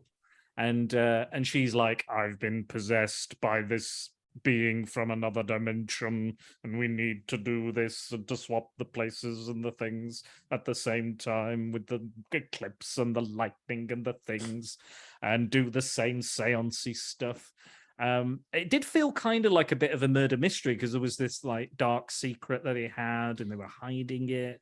That was it. I found that quite interesting in a kid's film as well. It was quite like that trauma. It just travels down through the ages. Somewhat grounded. When I had the bits where it was all the parents trying to avoid talking about a thing that happened, I was like, oh, I'm intrigued now. This is like, as you say, it's the mystery element. It's also how each individual person reacted to it differently as well, and how they dealt with that trauma. Yeah. But so I think it's Jan is the main character. Jan, Jan, that's it. Yeah, that's right. If the thing that you said to happen, because I know you found on YouTube, I think there was the alternate ending. Yeah, that's. And I was like, I'm going to watch that, and then I saw it's 12 minutes, and I was like, I'll try and watch that, and then I forgot. Some of it is alternate takes of earlier in the film. It's not necessarily wrong or different. It doesn't change too much, but it changes. There's the odd dialogue change and things. Yeah. But the main, it's basically just this creature comes in, this dark creature, and grabs her. That's the main difference. I'm glad it didn't do that, because if that had happened, I'm all up for weird stuff happening in films, but I just feel like this whole film was quite grounded the whole time. Yeah. And it was just this, it's almost like a freak accident happened. I know it gets a bit weird if someone went into like a spirit dimension or whatever, but it's kind of almost like you just go, look, ghosts are kind of real. And if you do this thing at the wrong time, then you can get stuck in the realm of ghosts. That's kind of what it is. And you're like, that's basically kind of it. And I was like, that's fine. In this movie, you get these kids that are kind of having visions about things and what it is. It's like a plane of reality that's kind of on ours, like the ghost plane of reality, and how supernatural beings exist. And I was like, that's fine. That's all quite local folklore-y sort of superstition. I was like, that's fine. If it was like the alien of Zundark who's come down from the planet, and it's no, fuck that. No, too much. If there's nothing to do with aliens or anything like that at all for the film, and then just suddenly you go, let's just plop it in there. You just go, no, you couldn't think of it felt like you couldn't write your way out of it. So you just went, aliens, let's do that. Ria, what did you think? I liked it. I like that it leans heavily into a lot of common horror film tropes. So, we have a family who's isolated. They're not around their own friends and family. So the peril's very much in one place. We have the classic teenagers, young children becoming possessed or seeing the ghostly apparitions. That's that, because vulnerable, more sensitive, all of that sort of stuff. So I always tend to like that sort of trope. And we get the classic thing, which I always love, is you move into a new house, and it's usually the wife will say, oh, there's something weird going on here, and the husband will go, well, we're not leaving. We put all of our money into this house. We're never leaving. I don't care. Everything's going weird. There's blood coming out of the walls. We're not going to leave because this is all our money. Oh, we're going to do this.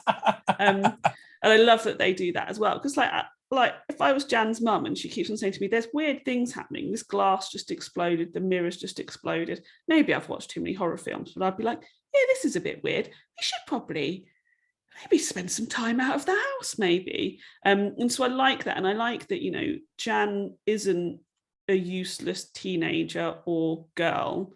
She's so proactive, and she instantly is like, there is something weird and wrong going on here. Nobody is listening to me. Nobody's paying attention to me. You know, exactly what Megan was saying about Mike, not this Mike, the Mike in the film, where she's saying stuff and he's like, oh, that's what are you talking about? That's stupid.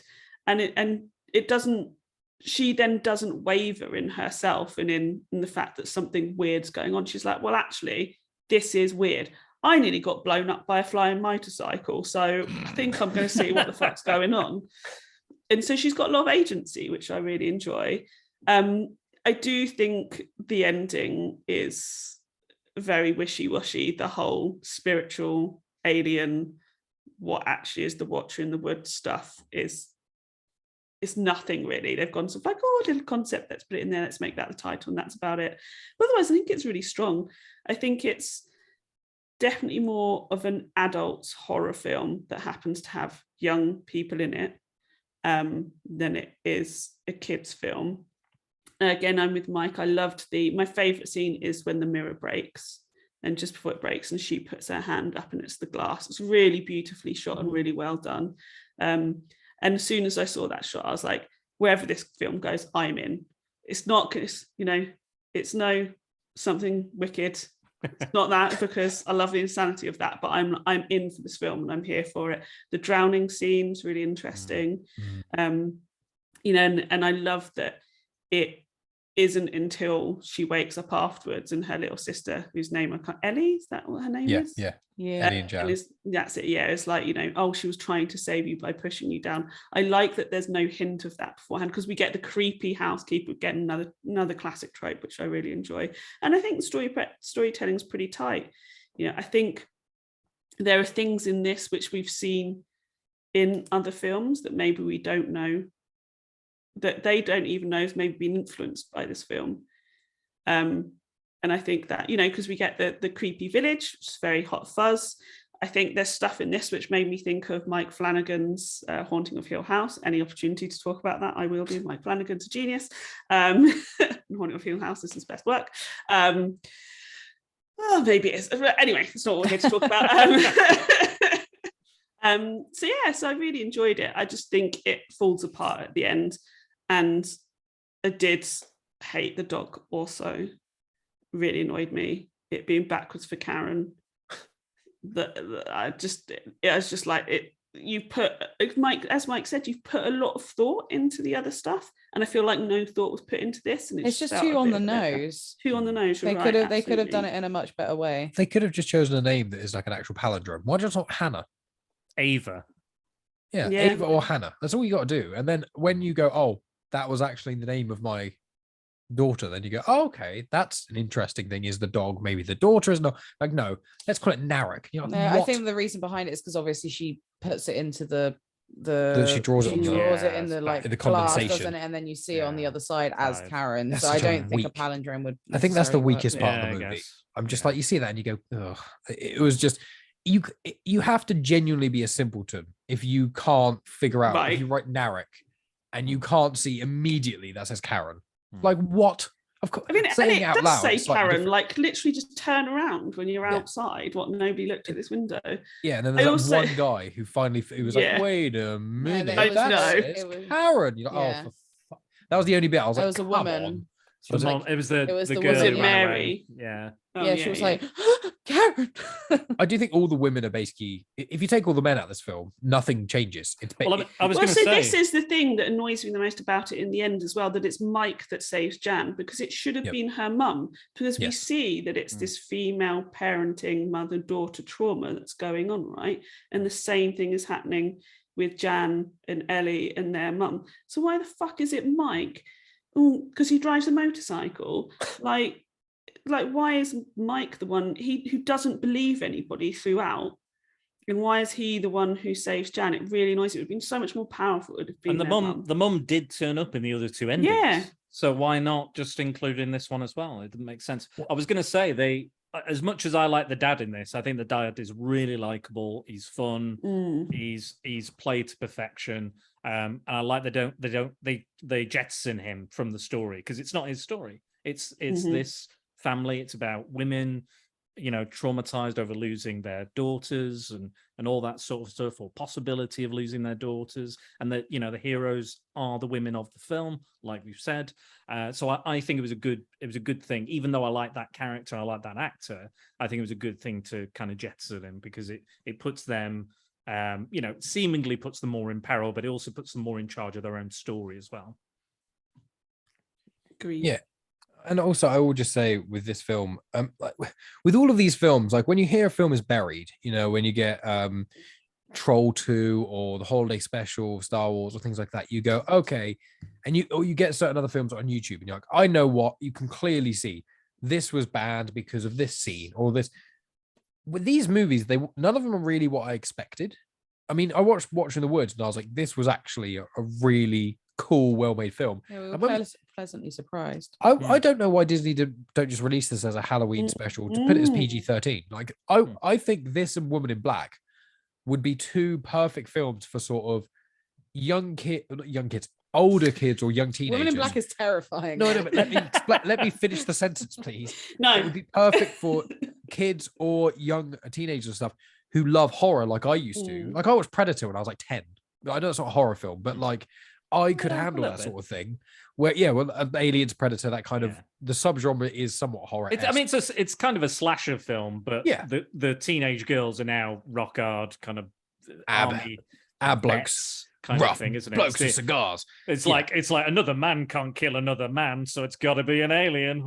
Yeah, exactly. But with all those things, like when I watched when I was younger, like I liked horror films, but there were certain ones that were just too much for me. But I think that if you had a 10-year-old who was able to cope with these sort of things, or just a 12, 13, 14-year-old, this and Woman in Black, I think, would serve as two really good movies to show a teenager. Gateway horror, isn't it? Exactly. And be like, what do you think of these? Oh, I really like these. Right, let's get on Blair Witch. Let's get on maybe Insidious, apart from the end being rubbish. Let's get on some of these other modern classics. Let's see what you think about Don't Breathe. Let's test if you like those two films. Exactly. They're not, you watch certain other films and they've normally got one scene that is really hard to watch or that makes it a 15 or an 18. And these don't have that. And I just think these were suspenseful. It was horror. And you don't need gratuitous violence or crazy alien shit to make the film work. And they do. Two of these films do have those as well. Yes. But what I was going to say as well, Ron Miller, I think the problem was, again, it's the Disney brand, the Disney label, which was the problem, because people know what to expect from Disney at this point. And when they're doing this and doing this kind of side quest, if you will, for these darker, more intense, more, darker themed films, then I think that's what puts people off. And they're like, this isn't the Disney I grew up with. This isn't Granddad's Disney. And I think that's why Ron Miller went on to create Touchstone, which is another studio that's not Disney that allowed them to make films like this without having to worry about the Disney logo and brand and the type of stuff that Disney creates, not muddy the kind of, what to expect from their audience. Yeah, no, I agree. But I feel like Disney, with this one especially, I feel like Disney are missing a trick for not releasing this HD remastered on Disney Plus and going, here's a horror film that's been in the Disney vault. Bring it out at Halloween. I think people would love it. I think Something Wicked is really good as well as its own right. But I think that with the craziness in that, I could see how that might make people it might be a bit jarring for people. Yeah. And then Dragonslayer would flop coming out now. It would be that's the kind of film that you put on Netflix really quietly and don't tell anyone about, and then it gets a cult following because one random stoner watched it and spoke about it on a podcast, and then suddenly loads of people started watching it again. Like that's Dragonslayer. I could see your Dragonslayer of that realm, but Something Wicked is like a pretty good film that needs improvement in my view. But with Watcher, I was like, it felt like the film that had the least amount of trouble almost. It felt like this felt quite contrary to what you told me. Yeah. It actually felt like this was the film that really, I just got Blair Witch vibes in the sense of it was just a simple standard idea on a lowish budget that just did what it wanted to do. I mean, absolutely. I think we've not gone through all the details of all the backstory and the history and who did what and what happened where and what changed in every film.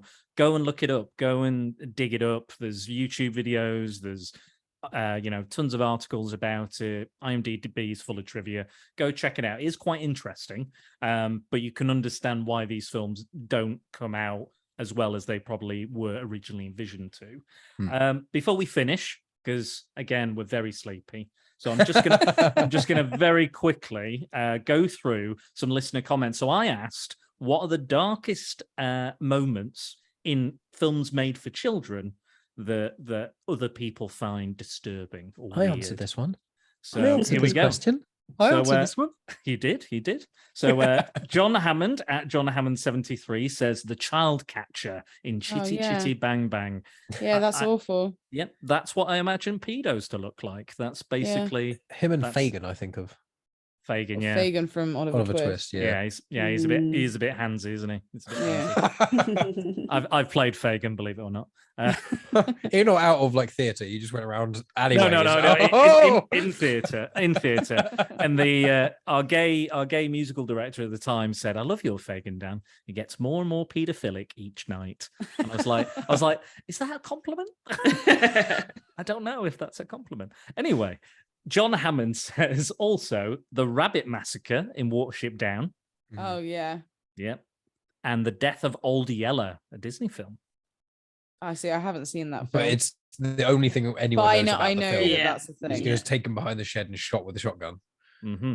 Well, all right. Mike just went full spoiler there. I mean, it's a film made. It was like the 60s. It's been referenced about 50 times and stuff. If you've seen the Friends, well, yeah. That's what I was just thinking as well. If you see, they've also spoiled it. But there you go.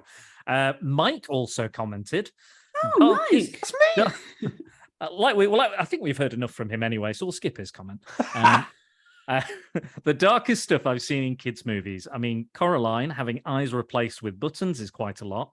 If Doctor Strange counts, that has some pretty brutal scenes for its audience. And Kubo and the Two Strings is one of my favorites, and that's pretty dark too. There you go. So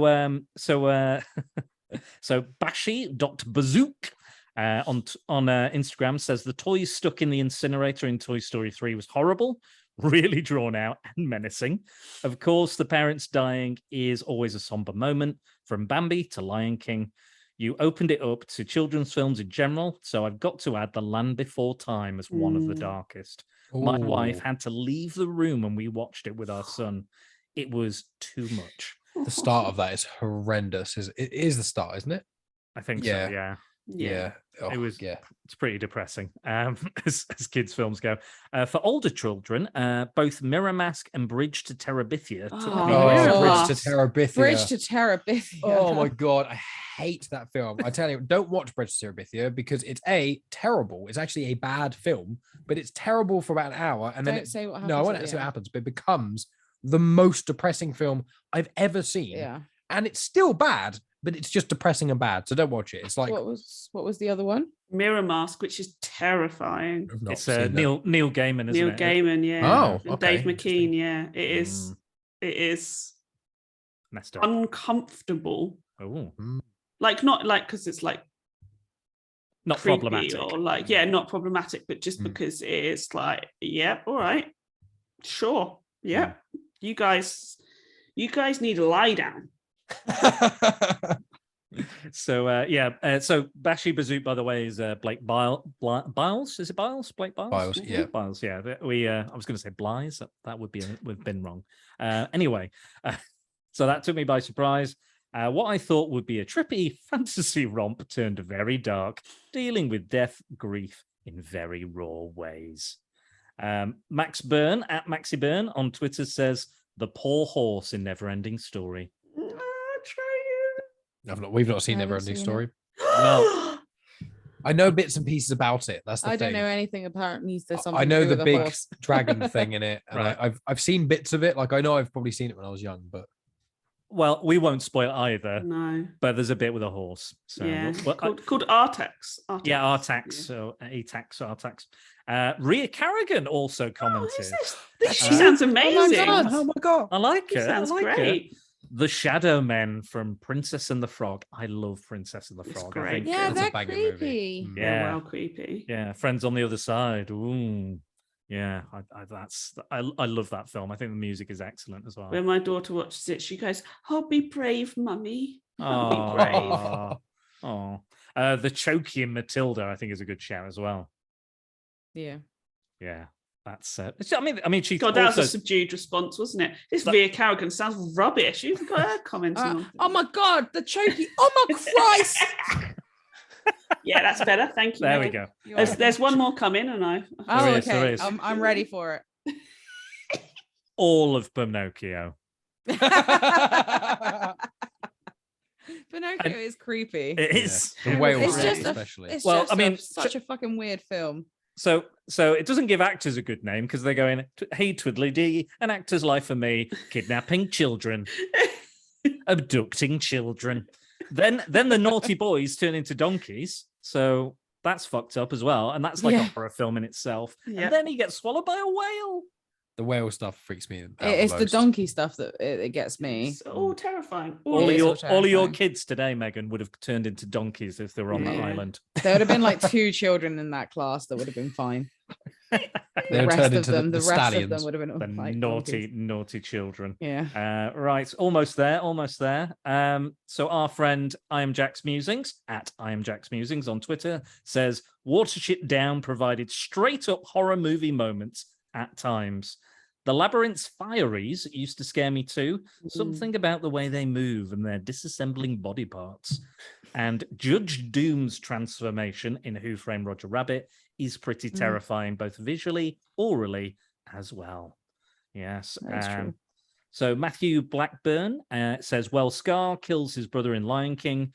Bambi Mum been killed. To be honest, if you look for it, Disney has a good amount of what could easily turn dark. 101 Dalmatians itself is about killing dogs for a coat. So yeah, that's a fair point. And Andy reiterates again, Judge Doom reinflating himself terrified me for years. I have to agree with that. And that's all of the listener comments. So thank you very much, guys, for dipping in. I definitely think there's definitely that comments. I think all these comments have legs for a podcast on itself. So maybe we'll do top scary moments in kids films. Maybe I'm gonna invite me to that one, please. Okay, sure. I was gonna add another one. Do it. Yeah, Solely do it. because we watched The Lady and the Tramp recently because our puppy looks like Lady. And aside from the whole scene just being problematic in general because Yeah. it's racist, but the Siamese cats in that film used to scare the absolute shit out of me. They're so creepy. Yeah, horrible. They are awful. It used to terrify me. And we watched it like a few days ago. And I hated it just as much when we watched the Siamese cats. We watched it at the weekend as well. It's because we're twins. We're the There best. we are. We've even got similar hair now because when I got my hair cut. Yeah. And similar sleeping patterns as well. Yeah. I'm Yeah. so tired. I'm a mess. I tried to mimic what Dan had going on, and then he shaves. I've changed it. So he doesn't even want me to be trying to mimic him, you know. No, do your own thing. Don't try and do it. Not going to work.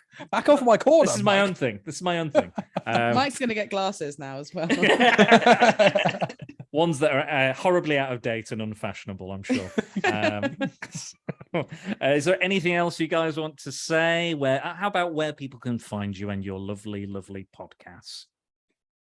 I'll go first, and then you guys can finish it up because whatever. Find me at Rhea Carrigan on Twitter, Instagram, at Film on Film Pod, Comics in Motion, Pop Gorillas. Boom, done.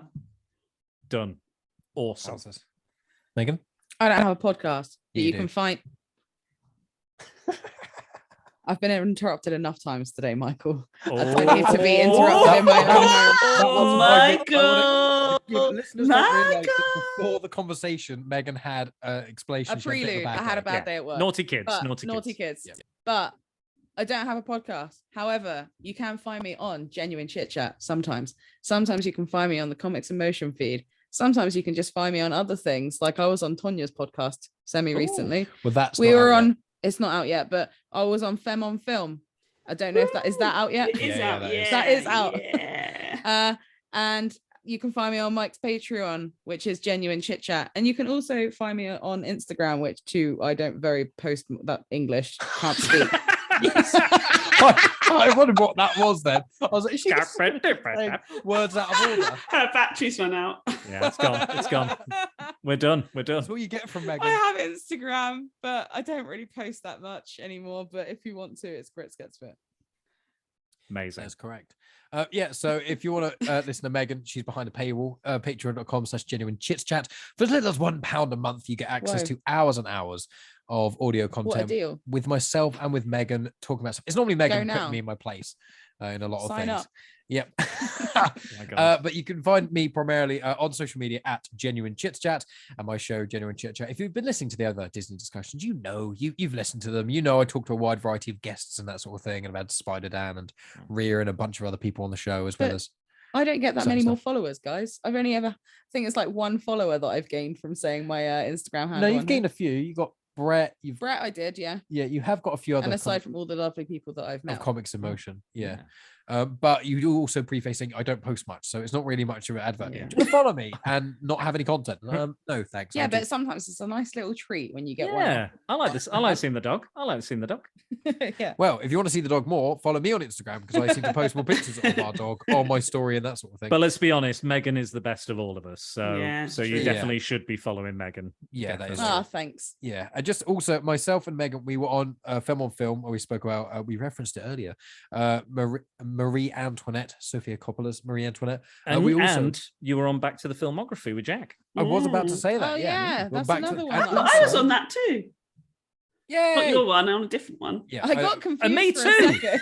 And me too. Second We was all like- did. We've was all like- done it. Well, yeah, well, Dad's been on it twice, so he's cheating. We're all there. But It's, also, it's only because he likes me more. that's true. You are, he is your number one fan. You got that Yes. spot before he was Yes. my, so I would never be his he will never be the number one fan of Genuine Chit Chat because he's already of Spider Dan. But I was also on Spider Dan and the Secret Bores not too long ago. Talk about Maximum Carnage and Absolute Very, Carnage and how they very compare. popular episode, by the way. Very popular. It was a brilliant topic, and my voice just went really weird then. It was that was my That other was a really personality. interesting topic. That was my other personality coming out. Sorry, guys. No, I was on obviously Spider Dan, the Secret Bores. I was on Film on Film, and I was on Back to the Filmography, and the latter two. Megan joined me. You can also find me on Star Wars Comics in Canon on the feed of Comics in Motion. Excellent. So, guys, you are going to get this on my feed, the Spider Dan and the Secret Balls feed. Go to spiderdansecretballs.com if you have not already. All the good stuff is there. The links for everything are there. Reviews, they're there. Videos, collaborations, they're all there. It's just a real hub of activity, that website. So go there. And this is coming to you uncut, unfiltered, unedited, raw. Because I do like editing, but with these ones, we don't do that. We just let it all hang out.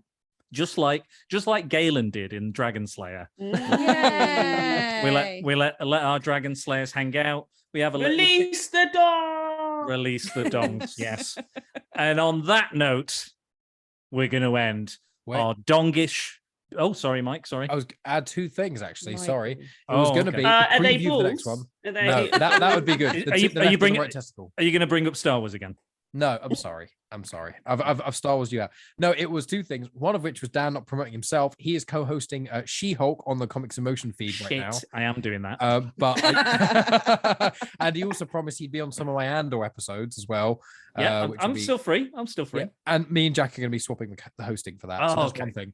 Okay. The other thing I was just going to say, I thought you may give Megan the chance, but not of previewing what the next episode we're Shit, gonna I do. did it. So I'm 'Cause so like I'm rubbish at this. I'm useless. It's fine. This is why I need. This is why I need Tonya on all of the podcasts, just to rein me in and We just all say need Tonya in every part of our life possible, but it's we just do. she is an omnipotent, over thousands and thousands, millennia-old being, but she only can be in one realm at a time. Why are you looking at me like that, Megan? I'm lost. It's okay. It's We're all lost. yeah, Megan, go for We're it. lost. You're tell us what topic we are doing next. Because you're whenever we do hosting. it. You're hosting next time. Oh yay! Megan loves being the center I of feel attention. I feel like every time we do these, we all have a horribly shit day as well. And we're like, yay, we're gonna do this. So Yeah. Megan's gonna be great at that, I think. We're gonna do Disney Pixar. Woo! Woo, woo, woo, woo, woo, woo. Disney Pixar. Wah, wah, wah. Mhm. So after we've had, we started with some of our favorites. Then we had some weird sequels we hadn't seen, some weird other Disney films we hadn't seen, bringing it back, doing some classics, doing some of our favorites. Also- I think. Have you said just everyone's going to pick a Disney? I think Pixar? everyone should just pick their own favorite Disney Pixar movie, Right. Okay. but ideally, for it to be animated. Right. They're all animated, aren't they? I don't- I don't know. I was I just. think Disney. I think Disney Pixar. I was just double checking. Sure. Good. No, I like, And are we? I like you putting down the parameters. Yeah, that's good, What it that's is. good. I'm Good. setting my success criteria. For Yeah. this Again, podcast. we're doing admin just here on the podcast, just, Yeah, that's just for everyone to hear. Let's not do that. I imagine we're not doing ones we've done before as well, like Tangled. that's and I not think that's the- not Pixar. Oh, is Yeah, it it's not? Okay. Disney. Well, the there we only- go. There we go. I don't know. The only difference. rule I think for Disney discussions will be try and do no repeats. I think that'll be our only Okay, cool. vague rule. But I've got some ideas. Enjoy our admin. It's fun. Although Super admin. one thing that I did think of the other day as well is Disney Channel own movies. Which I was resistant for. Oh, So like shit. High School I Musical. We're talking am High School Musical. We're up talking for Camp that. Rock. Next time it's your round, Fuck Megan. me. That's what you're choosing. So I liked High School Musical when I watched it, and the second one was all right, but I never watched the third one. But that's the only stuff I really liked. And Megan was like, "There's loads of Disney films. Yeah, I There's the lis- I Lizzie literally McGuire listed movie. off like a There's massive reel. Camp Rock. I actually do like the Lizzie McGuire movie. That's pretty. Yeah, sick. it's great. There's the Hannah Montana movies. My There's favorite. the Mary Kate and Ashley I'll movies. save that. There's Yeah. loads of them. Anyway, That's not. Yeah, when we next come round, that's Then we Five next come more round episodes, again. guys. Yeah. 5 more on the episodes. Let's second do loop. it. Let's get through it. 5 more years. 5 more years. All right, we finished our dark Disney dong-filled discussion. Thank you, guys. You've been great. I've been amazing, spectacular, even. Some would say sensational She-Hulk. Please go and listen to the Comics in Motion podcast. Bye.